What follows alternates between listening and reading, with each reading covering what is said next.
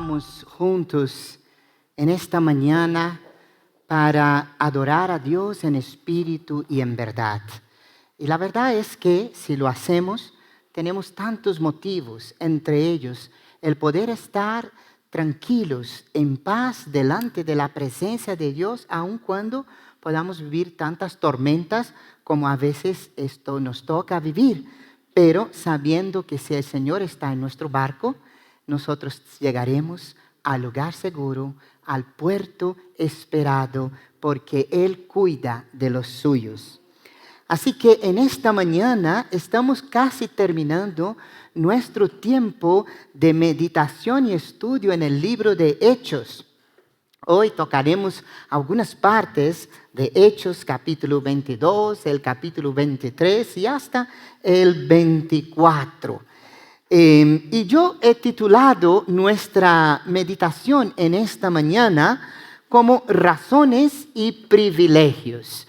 Vamos a pensar un poquito en las razones y los privilegios a la luz de la experiencia contada por este médico Lucas, que tenía como intención y guiado por Dios, inspirado por el Espíritu Santo, contar la verdad de los hechos ocurridos, no solamente cuando Jesús estaba en esta tierra y todo lo que Él vivió, sino ahora también estoy hablando a su amigo sobre este momento de la iglesia, este momento cuando la iglesia arrancaba y crecía en el primer siglo.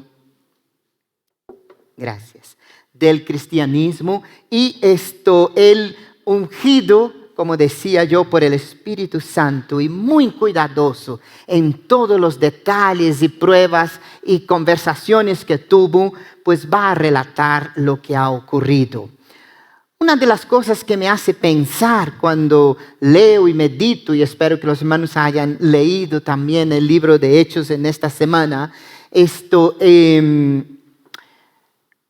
me surge una pregunta. Y la pregunta que me surge es, ¿por qué eres cristiano? Muchos de los llamados cristianos en este mundo no saben por qué lo son, ni tampoco se lo plantean o se lo han planteado. Sin embargo, ¿cómo es necesario saber la razón que me lleva a ser quien soy y por qué soy lo que soy? En 1 de Pedro, capítulo 3, versículo 15, el apóstol Pedro, hablando en su carta a la iglesia de forma universal y hablando de los problemas de los falsos profetas que vendrían, de los falsos pensamientos y de la persecución que la iglesia iba a pasar, él va a afirmar algo que siempre me llamó la atención cuando dice, al contrario, dar culto al Señor Cristo en vuestros corazones, siempre dispuestos a dar respuesta a todo el que os pida la razón de vuestra esperanza. ¿Cuál es la razón de vuestra fe? La razón explica por qué se hace algo. La razón, por ejemplo, de ir a la escuela es para aprender cosas. La razón tiene que ver con el pensamiento y la lógica, a diferencia de la emoción. Si la gente piensa que tienes una buena forma de razonar o que eres razonable, significa que piensas bien las cosas. Si la gente piensa que tienes una buena razón para hacer algo, significa que tienes un motivo, que tienes un sentido. La razón del por qué hacemos las cosas es el privilegio que tenemos de ser seres humanos, pues no hacemos las cosas simplemente por inercia, porque todos los que hacen, sino que de forma racional elegimos lo que queremos ser y hacia dónde queremos ir. ¿Por qué hago esa introducción? Porque el apóstol Pablo ahora está, si os acordáis, si hacemos un poquito de memoria, hace 2 domingos, ¿verdad? Domingo pasado hablamos sobre la muerte y resurrección de nuestro Señor Jesucristo, en este paréntesis de la Pascua, pero hace 2 domingos habían cogido el apóstol Pablo y él ahora está encima, frente de todo el pueblo, en la fortaleza donde él va a ser llevado, y él habla en lengua hebrea y la gente se calla. Y él comienza a dar razón de su fe. Y a partir de ahora, en varios de estos capítulos, Pablo va a hablar muchas veces sobre por qué él es cristiano. Y pensando en ello, pensando en esta exposición de la razón de la fe que él tenía, ¿cuántas cosas puedo aprender aquí? En Hechos capítulo 22, casi al final de este primer discurso a toda la gente que está ahí frente a la fortaleza, en el versículo 21 a 24 dice así, hablando del Señor, Pablo está hablando de su experiencia con Dios y de la razón de ser creyente, dice, y me dijo, marcha, porque yo te enviaré lejos a los gentiles. Le estuvieron escuchando hasta estas palabras, y entonces alzaron sus voces diciendo, quita este de la tierra, no merece vivir. Vociferaban, agitaban sus vestidos y arrojaban polvo al aire. El tribuno mandó llevarlo dentro del cuartel y dijo que lo sometieran a los azotes para averiguar por qué motivo gritaban así contra él. La verdad es que este texto, esto es duro. Y son duras las palabras que Pablo tiene que escuchar y las reacciones de su propio pueblo. Podríamos ir más lejos, del pueblo elegido, de la nación que debiera ser aquellos que llevaran la verdad y la luz a todos los demás pueblos. Y cuando él menciona que el Señor le dice y le dijo que tenía que ir a predicar lejos hacia los que no eran del pueblo de Israel, esta gente se enloqueció, se enfureció y dijeron de todo, y si fuera posible lo mataban ahí mismo. Pero el tribuno trata de llevarlo a la cárcel e indagar exactamente qué es lo que está pasando.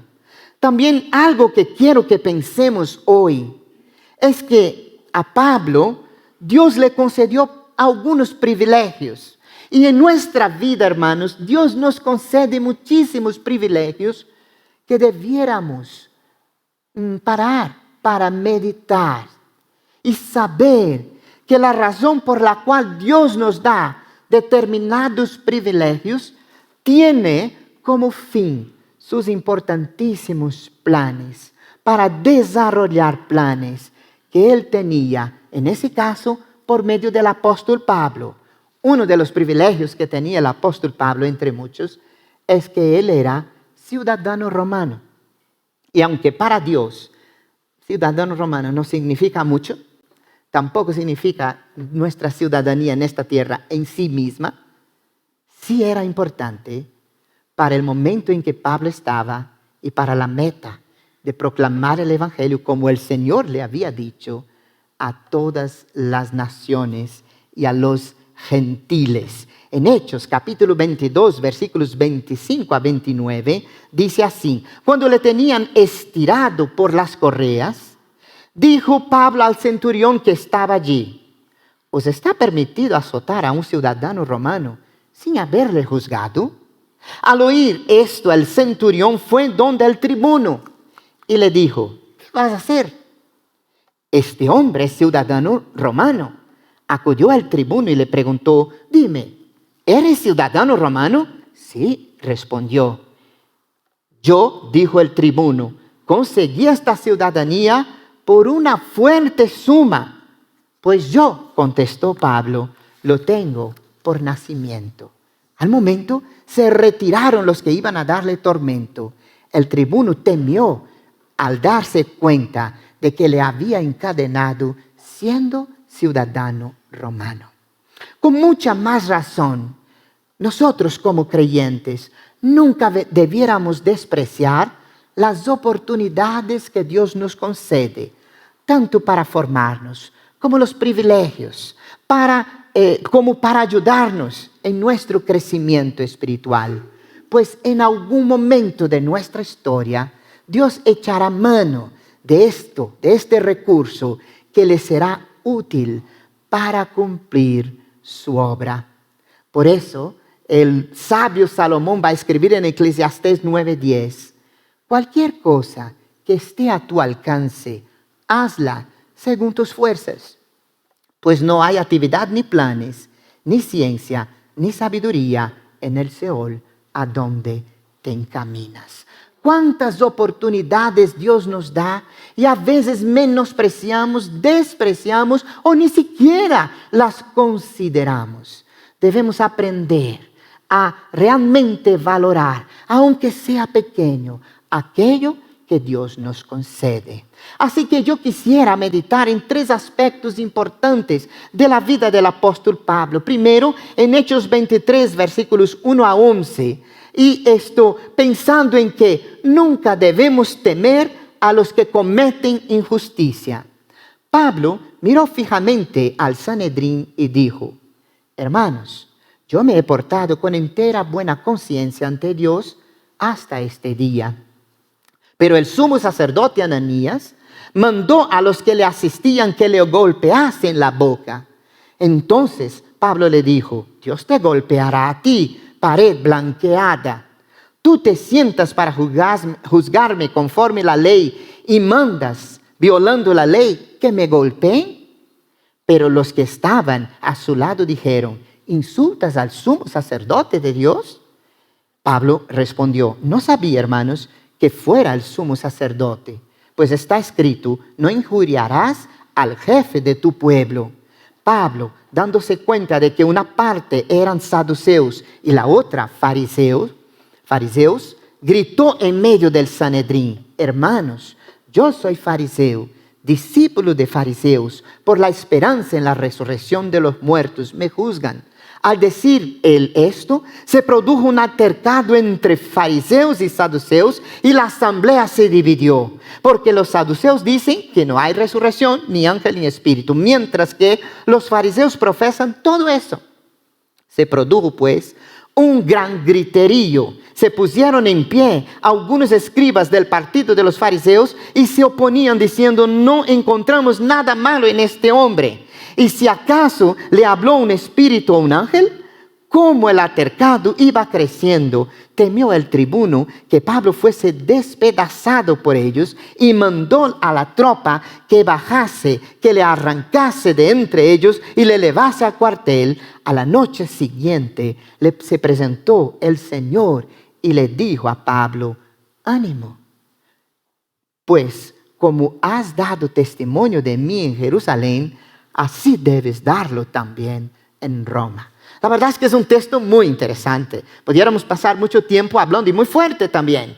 Aquí, ahora, después de que pasó aquel momento, pues se reunieron en el Sanedrín. Ahí estaba la cúpula de la cúpula, los grandes líderes religiosos de su tiempo. Esto en Jerusalén. Estaba el sumo sacerdote y había un gran juicio ahora con respecto al apóstol Pablo. Y Pablo comienza a hablar de las razones por la cual él es creyente. Y mientras él está ahí en esta explicación, el sumo sacerdote manda a alguien que venga y que le dé una torta bien dada en su boca.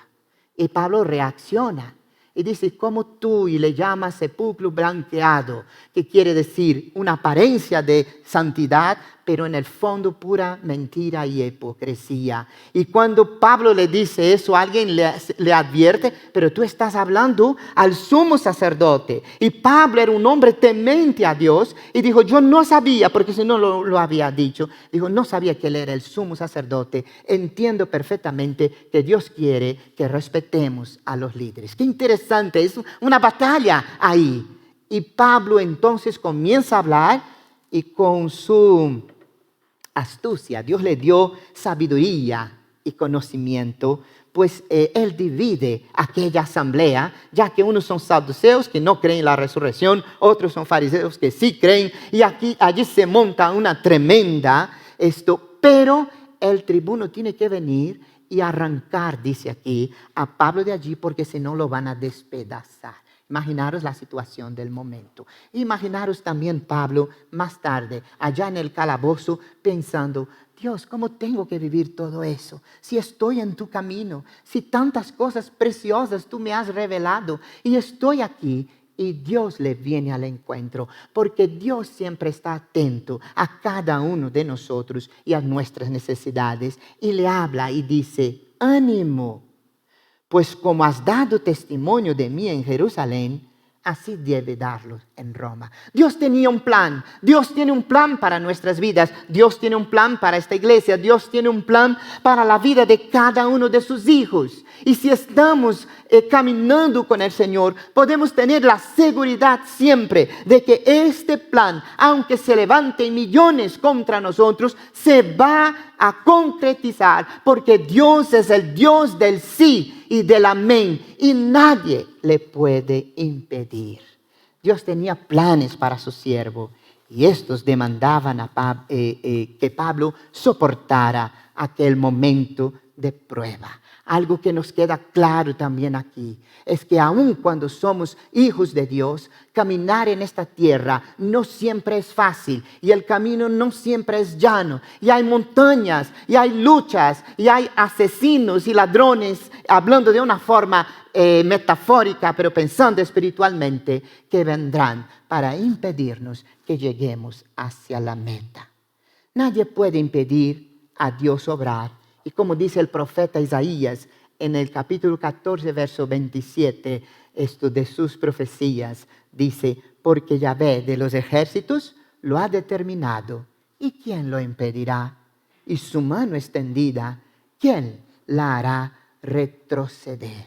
Cuando estás en los planes de Dios, cuando estás en los planes de Dios, el fin para esto es el cumplimiento de su voluntad y de su plan. Segundo aspecto que quisiera dejar para nosotros en esta mañana es que en medio a la lucha Dios provee las fuerzas y la salida a las dificultades. Y mirad qué interesante, allá en el capítulo 23, versículos 16 a 22 dice así, y el hijo de la hermana de Pablo se enteró de la emboscada.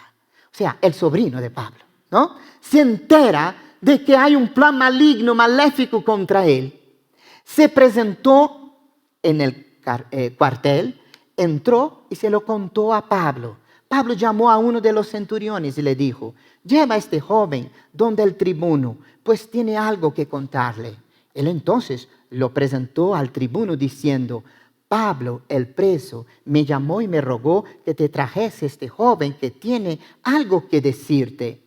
El tribuno le tomó de la mano, le llevó aparte y le preguntó, ¿qué es lo que tienes que contarme? Los judíos contestó, se han concertado para pedirte mañana que bajes a Pablo al Sanedrín con el pretexto de hacer una indagación más a fondo sobre él.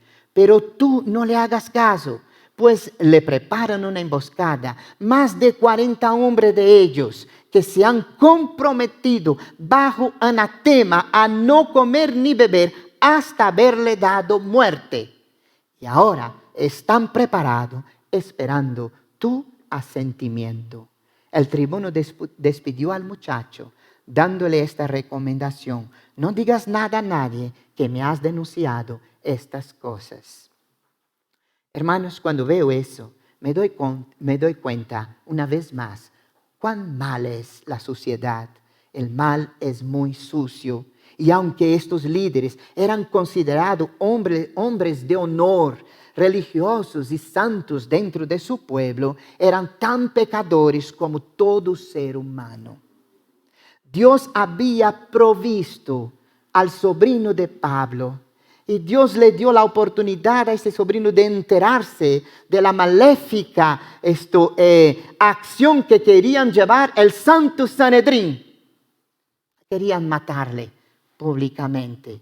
Y Dios lo lleva a hablar con Pablo y Pablo lo lleva a que hable con el tribuno. El tribuno romano, aun cuando no era conocedor de todas las verdades divinas, fue usado por Dios para evitar que se le quitaran la vida a Pablo, porque Dios es nuestro defensor.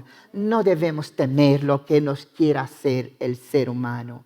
En 2 de Pedro, capítulo 2, versículo 9, afirma el apóstol Pedro: es porque el Señor sabe librar de la prueba a los piadosos y guardar a los impíos para castigarles en el día del juicio. Y nos dice el apóstol Pablo en 1 Corintios 10, 13: no nos ha sobrevenido ninguna tentación que no sea humana, pero fiel es Dios, que no os dejará ser tentado más de lo que podáis resistir, sino que dará también juntamente con la tentación la salida para que podáis soportar. Dios está con nosotros. Dios es fiel en nuestra vida y Dios nos levanta y nos sostiene aun cuando no nos quede ninguna fuerza o aparentemente parezca que no hay salida. Tercer lugar y último, Dios nos sorprende con su manera de actuar. Las formas de Dios no son tus formas. La manera como Dios actúa entre nosotros no es como a veces yo creo que es lo correcto. Dice entonces en Hechos 23, versículos 23 a 24, dice así: y llamando a 2 centuriones, mandó que preparasen para la hora tercera de la noche 200 soldados, 70 jinetes y 200 lanceros, para que fuesen hasta Cesarea y le preparasen cabalgaduras en que, poniendo a Pablo, le llevasen a salvo a Félix, el gobernador. El jefe de la guarnición romana ordenó que llevaran a Pablo a Cesarea. Jerusalén era la sede del gobierno judío, pero Cesarea era el cuartel general romano en la región.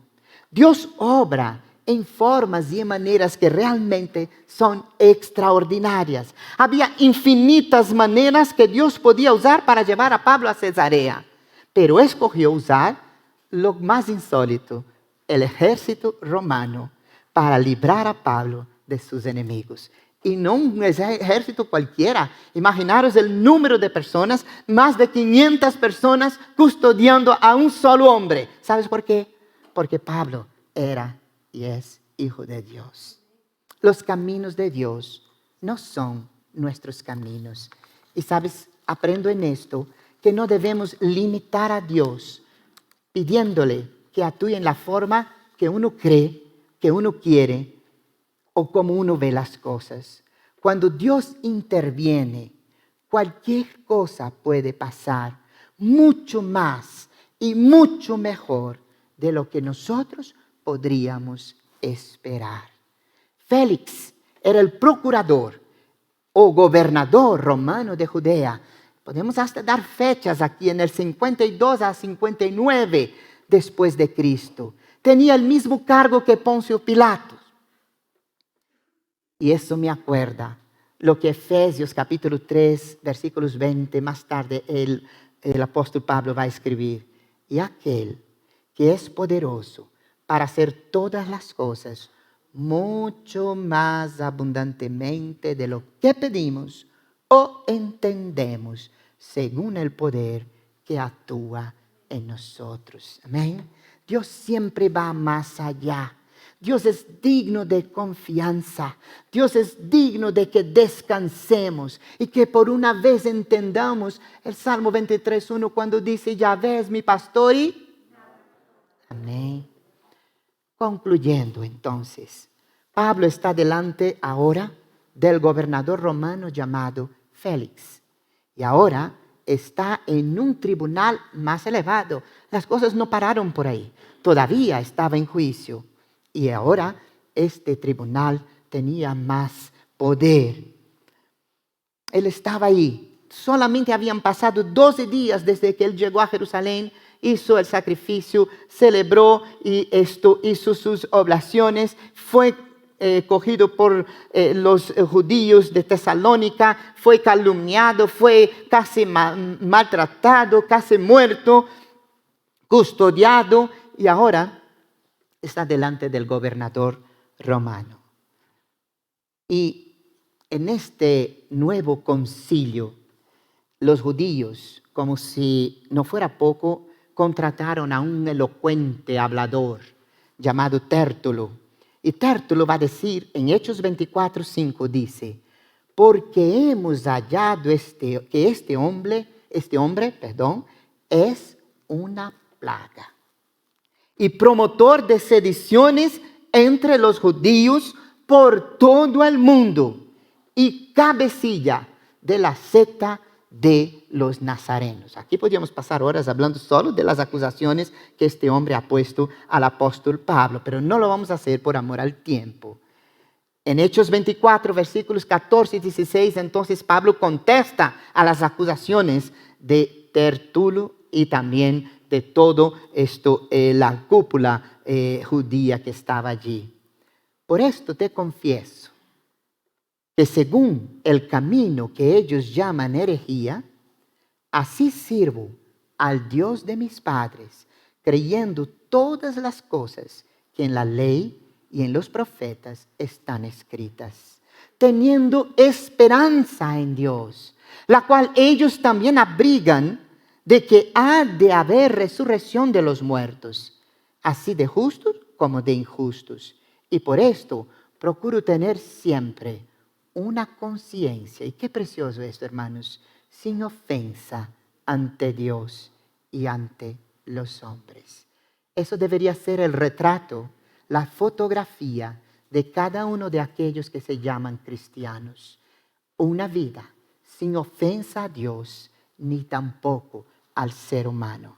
Entonces Félix, en el versículo 22 del capítulo 24, dice, oída estas cosas, estando bien informado, él sabía bien lo que era este camino, lo que era ser cristiano, en teoría él lo conocía, les aplazó diciendo, cuando descendiere el tribuno Licias, acabaré de conocer vuestro asunto.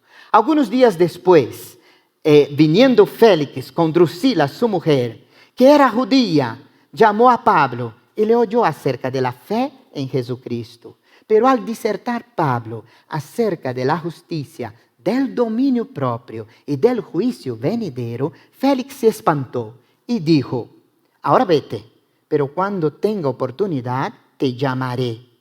Esperaba también con esto que Pablo le diera dinero para que le soltase, por lo cual muchas veces lo hacía venir y hablaba con él.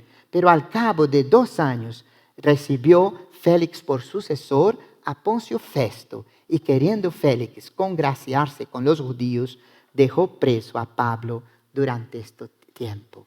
2 años estuvo nuestro hermano Pablo preso por causa de ser cristianos. Qué interesante, hermanos, que en su defensa Pablo va a hablar y Félix conocía del camino del Señor, y como él lo conocía, él estaba muy incómodo porque él había sido adúltero y estaba con una mujer que no era la suya, al igual que pasó con Herodes cuando Juan el Bautista. Y entonces le molestaba que el apóstol Pablo le hablara del dominio propio, de una vida de santidad y justicia, y que camina realmente en la presencia de Dios. La conversación de Pablo con Félix llegó a ser tan personal que en este último él se sintió realmente convencido. Las palabras de Pablo fueron interesantes para él hasta que enfocaron el tema de la justicia, del dominio propio y del juicio venidero. Muchas personas se sentirán muy felices cuando escuchan hablar de Dios o acerca del Evangelio, siempre y cuando esto no se inmiscuya en su vida personal. Félix, como Herodes Antipas, tomó la mujer de otro hombre. Cuando esto suceda, algunos resistirán, incluso huirán, pero así es el Evangelio. Dios nos dio su palabra para que el mundo se agrade de su palabra. Dios mostró la verdad. Y para estar en la verdad no podemos conformar a lo que el mundo piensa ni a lo que tú piensas, sino a lo que Dios dice. Y si para eso tendremos que dejar aquellas cosas que amamos, pero que no son buenas, o lo hacemos o en el día del juicio venidero, pues tendremos una sorpresa. Porque la verdad es una y no como dice la sociedad. Si es verdad para ti, Bueno, pues es verdad. No es así. La verdad es verdad siempre. Reconózcala tú o no. Ella sigue siendo y será siempre verdad. Félix fue destituido y enviado a Roma después de 2 años. Poncio Festo asumió el cargo. Félix tenía algunos intereses y podemos ver aquí. Él quería congratularse con los judíos, no quería problema. Y entonces, como muchos políticos, no, en el mundo, eso es natural del ser humano. No estoy acusando, estoy diciendo lo que muchas veces somos. Se vende y lo deja allí por 2 años, aunque injustamente y aunque él no es culpable.